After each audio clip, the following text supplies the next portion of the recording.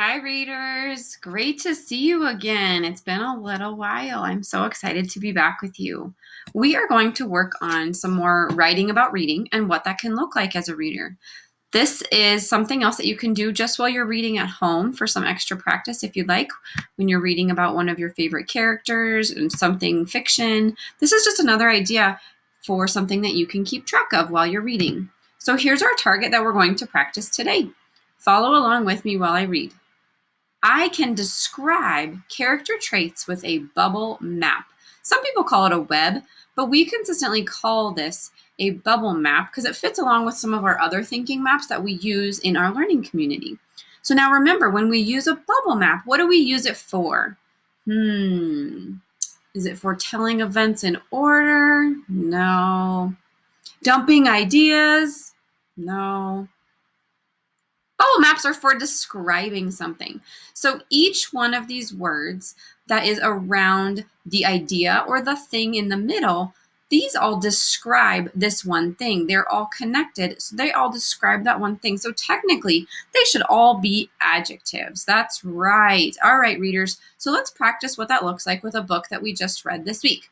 Now, hopefully you have read this text, Bill and Pete by Tommy DePaula. If you haven't, I recommend pausing the video now, going to our read alouds for the week and reading this first. It won't hurt if you haven't done it yet, but it would be a lot more helpful and make a lot more sense if you do that part first. All right, here we go.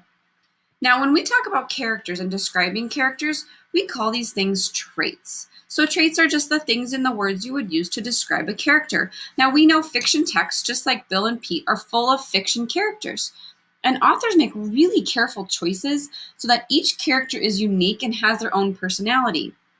You're able to describe this character and things about them by thinking of the word fast. So if you think of the word fast, that's kind of a short trick to help you remember. Think about, how does the character feel? What are the character's actions? What kinds of things does the character say? And what are the character's thoughts? If you can tune in to a character's feelings, actions, sayings, and thoughts, it can tell you a lot about a character. There's lots we can infer and pick up on that the author leaves for us as little clues. So let's practice what that looks like with the characters that we just read about this week. All right, here we go. If you think about characters we've read this week, and specifically Bill and Pete from this text, what are some words you would use to describe the crocodile, to describe Bill? Now, I have a fun little cheat sheet here for you that is just a great resource that is full of adjectives that describe characters, and they're even organized into categories. So I instantly think of Bill as a positive guy. He's really easy-go-lucky, goes with the flow, happy to go shop for a toothbrush, happy to go on a walk with his new friend Pete. So I instantly think of positive things when I think of Bill. So if I want to get some juicier words other than kind or nice, or some of the things that are easy to come to our brains, I'm going to use this bank right here of idea words to help me get a little more creative with a synonym. So something positive that I would use to describe Bill, if I look here, I see cooperative, calm, dependable, fair, honest, humble. Ooh, I like humble because I don't feel like he brags about what he's able to accomplish in school. He doesn't brag about his new friend. He doesn't brag when Pete helps him get out of trouble. So he just seems very humble and calm and content. Doesn't brag about anything he does or anything he accomplishes. So I'm going to keep that word humble in mind and know that we can always come back to this resource right here in the video at any point to help us identify character traits to describe our characters. Okay, so who exactly is our most main character in this text? Bill. This is another one that Bill and Pete get to do together. They get to go down the Nile together. But we are focusing on just the plain old Bill and Pete. So who is our main character in this text? Well, the cover gives us two names and two pictures. Who do we meet first? A lot of times the author introduces us to the main character straight away. That's right, it's Bill.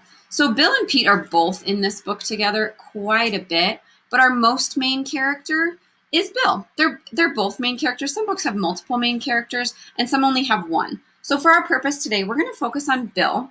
And we know that he's the main character because the author introduces us to him straight away. And as you know from looking at the plot in fiction texts, the author introduces us to the character and the setting right away in fiction texts. So we're going to focus on Bill for our purposes of practicing making a bubble map today.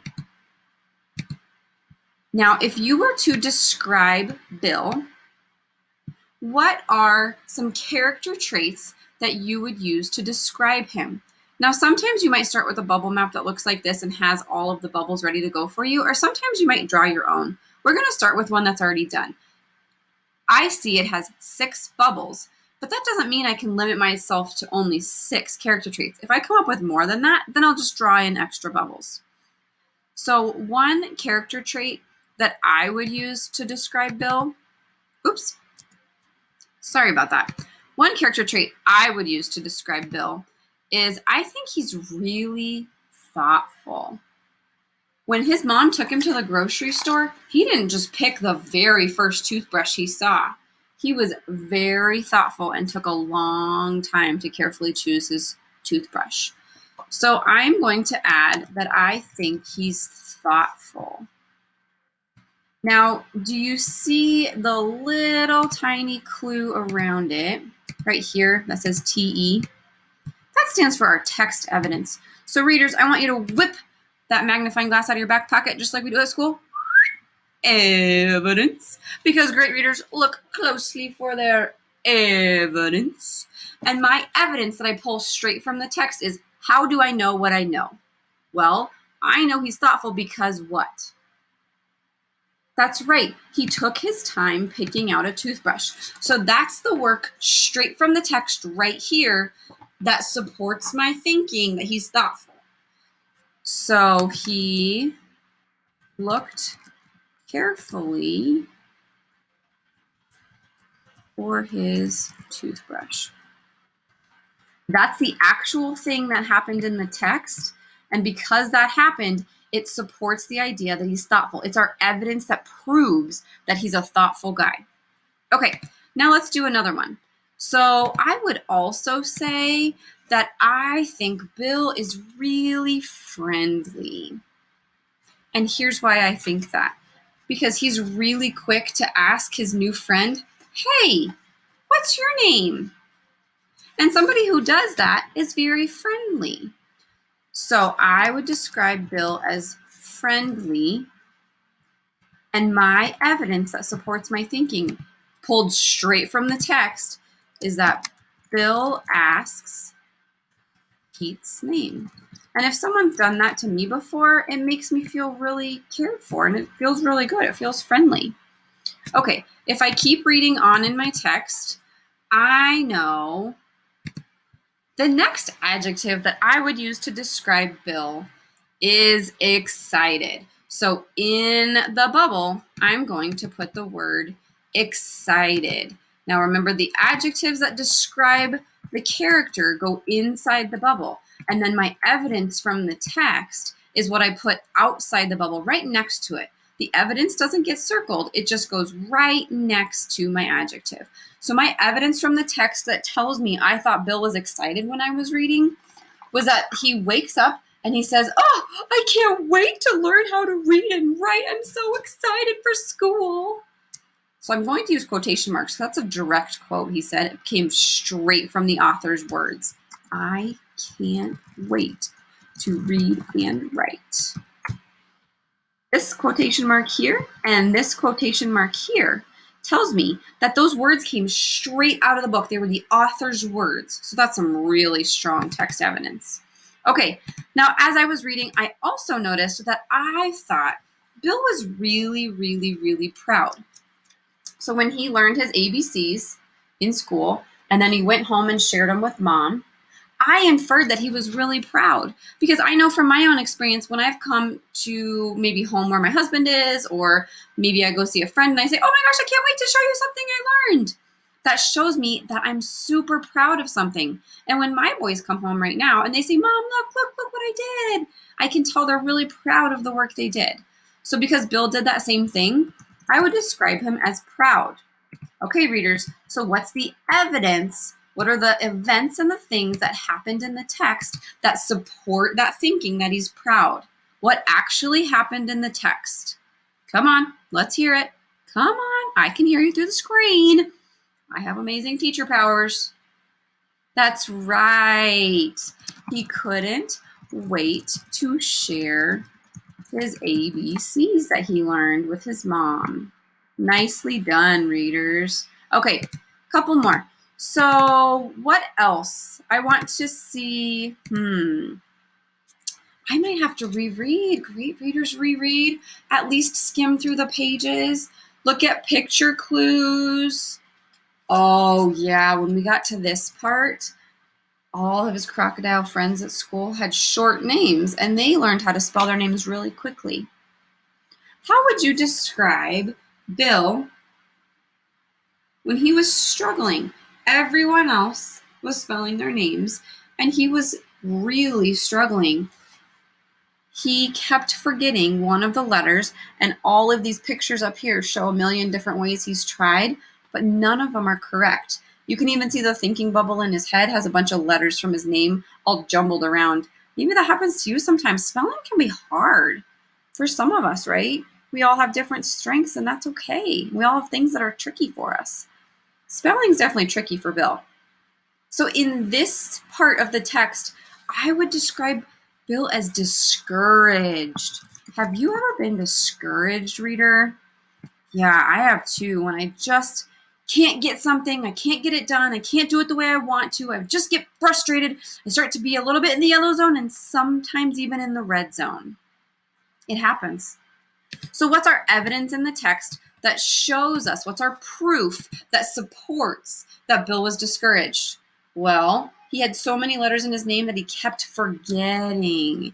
And you can tell by the look on his face, he just looked sad and frustrated. So Bill kept forgetting how to spell his name. That's right, readers. It happens to all of us. We all get frustrated and discouraged. It's okay.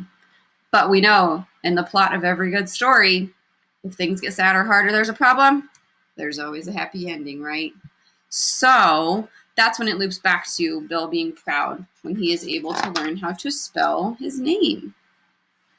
Okay, the last character trait that I wanted to include, there's a couple more I would include, but I want to just include one more. I noticed by the picture clues, and this is why it's really fun to read books with pictures, that Bill was feeling really scared. Look, he's inside the cage when he got caught, and there's a teardrop. So I can infer he's feeling sad and scared because if I cry or I see someone around me cry, I know that means I feel fear or I feel scared, and I see maybe in baby Dane in my house, and when he's scared and he's feeling alone in his bedroom and he's crying and he has tears. So that background knowledge tells me that I could tell Bill was scared, maybe sad. And our text clues are he was crying in the cage. That's our evidence. Remember, pull out that magnifying glass.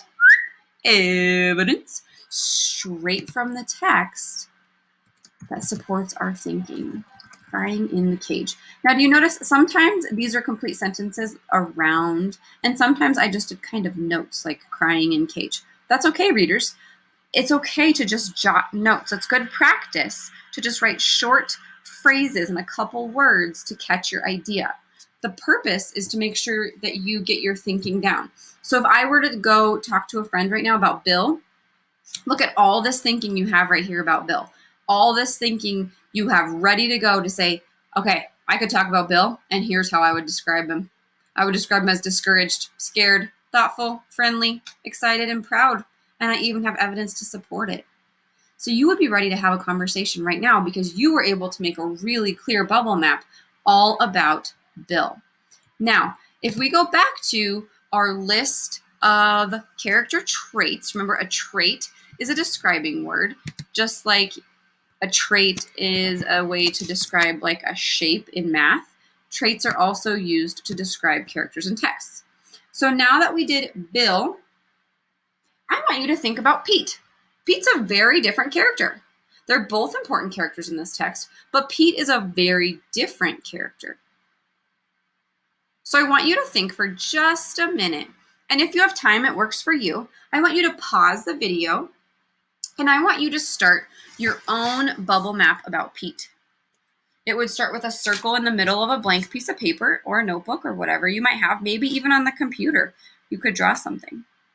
Maybe you can only find a tissue. Go for it. Or maybe you just want to listen along and see Miss A do it one more time. That's quite all right. Whatever works for you. So if you're up for it, and I hope you are, I want you to pause the video and I want you to see and think about, how would I describe Pete? If you pause it now, you'll have this great list of character traits over here that you can use.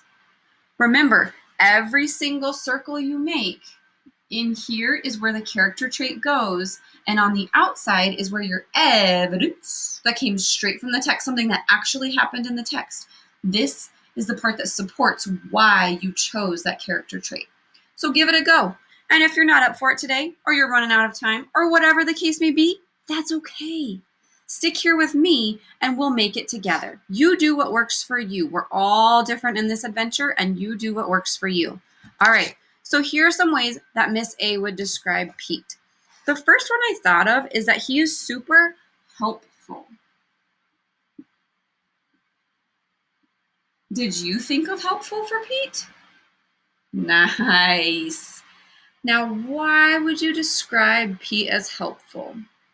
What's something that happened in the text that would make you think Pete is helpful?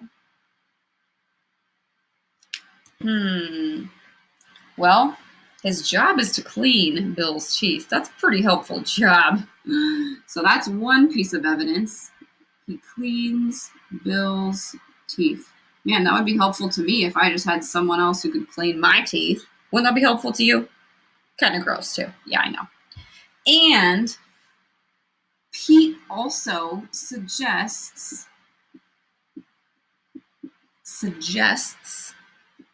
the name Bill instead of William. Once Pete suggests that name Bill, then Bill's actually able to spell it. So that was really helpful. Pete noticed that William was struggling. And so once he suggested the name Bill, everything was great. So that also leads me to another character trait I would use to describe Pete. He's observant. Oops, that marker's not working. Sorry about that. He's observant. Did anybody catch the text evidence of why I think he's observant? What happened in the text? How could I infer he's observant? That's right, because he noticed how much Bill was struggling to spell his name.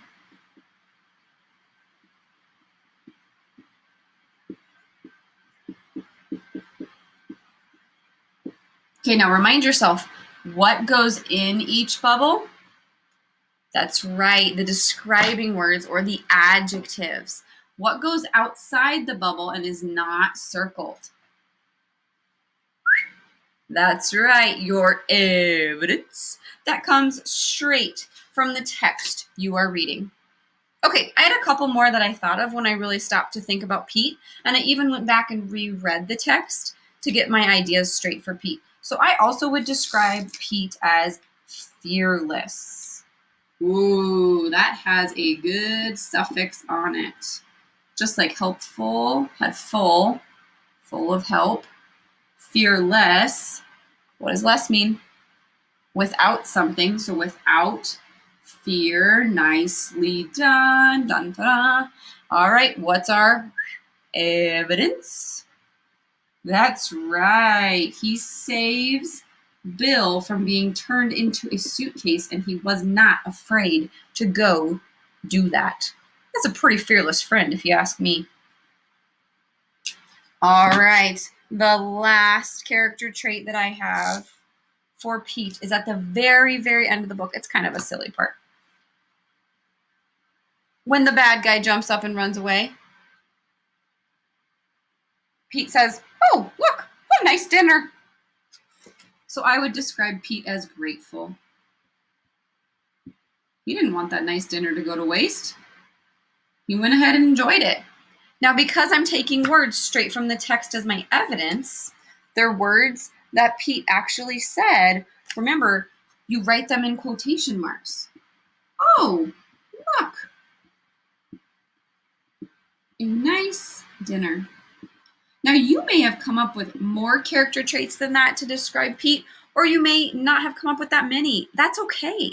Whatever you came up with is great, readers. I'm really proud of your work in really digging deep to describe character traits and describing them with words juicier than good, nice, kind, mean. Really digging deep, using these tools over here in this bank of words to help you describe characters and think about how did they feel, what are some actions they had, what are some things they said, just like this, and what are thoughts that they had. Way to go, readers. Nice work today. We practiced drawing our own together. Now here's a way that you would possibly talk about Pete. So again, when we are able to be together in school, we'll be able to have some awesome, rich conversations about your learning, about the characters you're reading about. And so something you might say is, well, I would describe Pete as observant because he noticed that Bill was struggling to spell his name, so he jumped in to help. Now you'll notice the red part is your adjective and your description or your character trait. I'm sorry, the red part is your character name, the blue is your character trait, and the yellow is your evidence. So now, super readers, let's check in on our target for today. Did you describe character traits with a bubble map? We did. We actually described 2 characters today, not just one. We described 2. We did one digital and we did one with, well, it was not pencil and paper, but what it would look like on pencil and paper, right? Nicely done. You hit a bullseye on that target today. If that's all the time that you have, thanks for tuning in. If you're up for a challenge, stick around. Here we go. All right. Now, this is exciting stuff, readers. Not only can you make a bubble map, but you can also make a double bubble. Okay, so great readers and writers also compare and contrast things. Do it with me. Compare, contrast. Compare, contrast. Now, this is what our next lesson is going to be about. So if this is feeling tricky or like too much, go ahead and stop now. Turn me off. Go do something fun. Go do some math. Go do some read to self. Go do something creative. Go outside. But if you're ready to take on this challenge and then check in on our next lesson, here's what this means. When we compare and contrast 2 things, we are looking at similarities and differences between the 2. And comparing and contrasting characters is a really great way to notice the different characters in texts, why the author made characters different, how their personality and their traits maybe fit in with the story or how they don't fit in with the story. So really taking the time to notice and compare characters is a really fun thing to do as a reader. Now, if you're up for it, I want you to draw a double bubble that looks like the one on your screen on a blank piece of paper. So just start with a double bubble that looks just like this. It's very similar to a regular bubble map like we did with Pete. It's just 2 side by side. Now, here's the difference. Are you ready? All of your character traits for only Bill go on the outside. And you might have 3, you might have more than that. This is just an example. All of your character traits for Pete go on the other outside. These are the character traits for only Pete. Now, character traits that overlap that you think both characters have go right in the middle. And I don't think we named any character traits so far that were the same for Bill and Pete. I don't think we said any that we would use to describe both Bill and Pete. So that's a great challenge to see if you can come up with one. Go ahead and give it a try. Grab a reader's notebook, grab a piece of paper, give it a go. If you're not quite up for it yet, that's okay. This is what we're going to work on in your very next lesson. I'm so proud of you, readers. Remember, if you want to post any work you do, alongside our lessons, after our lessons. Your teachers would love to see it any way you can get it to us, but you absolutely don't have to do that. We do know you're working hard, and we would love to see evidence that you're working hard, but you do what works for you and what works for your family. We miss you. We'll see you next time. Bye, readers. Super readers, super readers.